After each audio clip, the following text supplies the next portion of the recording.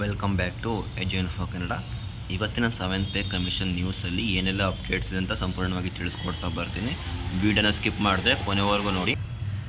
ಮತ್ತು ತುಂಬ ಜನ ಬಂದು ಚಾನಲ್ ಸಬ್ಸ್ಕ್ರೈಬ್ ಮಾಡ್ಕೊಳ್ತೀನಿ ವಿಡಿಯೋ ನೋಡ್ತಿದ್ದೀರಾ. ಒನ್ಸ್ ಕೆಳಗಡೆ ಸಬ್ಸ್ಕ್ರೈಬ್ ಅಂತ ಒಂದು ಬಟನ್ ಇದನ್ನು ಕ್ಲಿಕ್ ಮಾಡಿ ವಿಡಿಯೋ ನೋಡಿ. ಯಾಕಂದರೆ ಇದು ನಿಮಗೆ 7th ಪೇ ಕಮಿಷನ್ ವಿಷಯವಾಗಿ ಯಾವುದೇ ಅಪ್ಡೇಟ್ಸ್ ಬಂದರೂ ಕೂಡ ಫಸ್ಟು ನಮ್ಮ ಚಾನಲಲ್ಲಿ ಅಪ್ಡೇಟ್ ಆಗುತ್ತೆ. ಅದಕ್ಕೋಸ್ಕರ ಒಂದ್ಸಲ ಸಬ್ಸ್ಕ್ರೈಬ್ ಮಾಡಿಕೊಂಡು ವಿಡಿಯೋನ ಕಂಟಿನ್ಯೂ ಮಾಡಿ.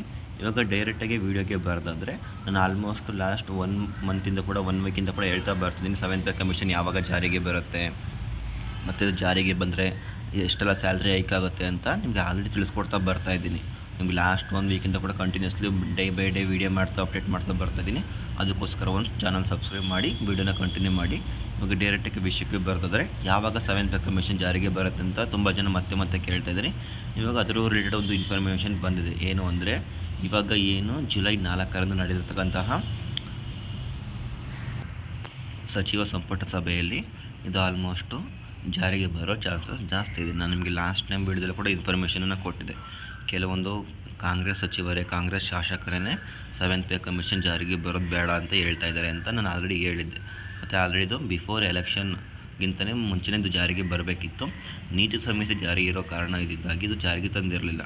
ಆಫ್ಟರ್ ಎಲೆಕ್ಷನ್ ಆದಮೇಲೆ ಇವಾಗ ಜುಲೈ 4 ಏನಂದು ವಿಧಾನ ಪರಿಷತ್ನಲ್ಲಿ ಸಚಿವ ಸಂಪುಟ ಸಭೆ ನಡೆಯಲಿದೆ. ಆ ಸಭೆಯಲ್ಲಿ ಬಂದಿದ್ದು ಆಲ್ಮೋಸ್ಟು ನಿಮಗೆ ಜಾರಿಗೆ ಬರೋ ಚಾನ್ಸಸ್ ಜಾಸ್ತಿ ಇದೆ. ಯಾಕಂದರೆ ಆಲ್ಮೋಸ್ಟು ಇದಕ್ಕೆ CM ಸಿದ್ದರಾಮಯ್ಯ ಅವರ ಕಡೆಯಿಂದನೇ ಒಪ್ಪಿಗೆ ಬಂದಿದೆ. ಆಲ್ಮೋಸ್ಟ್ ಮಾರ್ಚ್ ತಿಂಗಳಲ್ಲೇ ಇದಕ್ಕೆ ವರದಿ ಕೂಡ ಸಲ್ಲಿಸಲಾಗಿದೆ. ಎಷ್ಟು ಪರ್ಸೆಂಟ್ ಹೈಕ್ ಮಾಡಬೇಕು, ಯಾರಿಗೆಲ್ಲ ಹೈಕ್ ಮಾಡಬೇಕು ಅಂತ ಮಾರ್ಚ್ ತಿಂಗಳಲ್ಲೇ ಆಲ್ಮೋಸ್ಟ್ ಇನ್ಫಾರ್ಮೇಷನ್ ಬಂದಿರೋದ್ರಿಂದ ಈ ಜುಲೈ 4ರಂದು ಏನು ಸಚಿವ ಸಂಪುಟದ ನಡೆಯಲಿದೆ ಇದರಲ್ಲಿ ನಿಮಗೆ ಆಲ್ಮೋಸ್ಟ್ 99% ಇದು ಜಾರಿಗೆ ಬರೋ ಚಾನ್ಸಸ್ ಜಾಸ್ತಿ. ಅಂದರೆ ನಾಳಿದ್ದು ಏನು ಗುರುವಾರ ನಡೆದಿರ್ತಕ್ಕಂತಹ ಸಭೆಯಲ್ಲಿ ಆಲ್ಮೋಸ್ಟು ಸಿದ್ದರಾಮಯ್ಯ ಕಡೆಯಿಂದ ಅಫಿಷಿಯಲ್ ಆಗಿ ಒಂದು ಸಹಿ ಅಂದರೆ ಸಿಗ್ನೇಚರ್ ಬೀಳೋದು ಮಾತ್ರ ಬಾಕಿ ಇದೆ.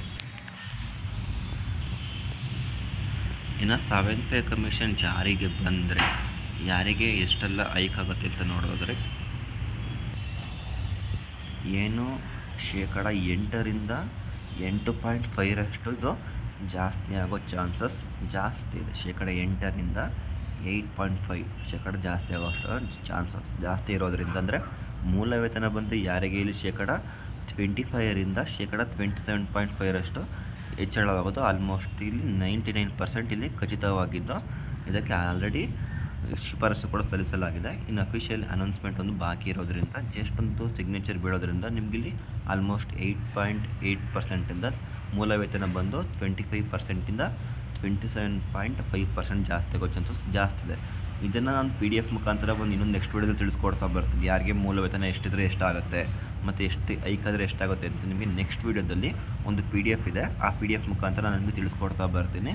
ನಿಮಗೆ ನೆಕ್ಸ್ಟ್ ವೀಡಿಯೋ ಮುಖಾಂತರ ಯಾರಿಗೆ ಎಷ್ಟೆಲ್ಲ ಸ್ಯಾಲ್ರಿ ಹೈಕಾಗುತ್ತೆ ಅಂತ ತಿಳಿಸ್ಕೊಡ್ತೀನಿ. ಇದು ಇವತ್ತಿನ ಅಪ್ಡೇಟ್ ಆಗಿತ್ತು. Thank you for watching video. ಮುಂದಿನ ವಿಡಿಯೋದಲ್ಲಿ ಸಿಗೋಣ. ಧನ್ಯವಾದಗಳು.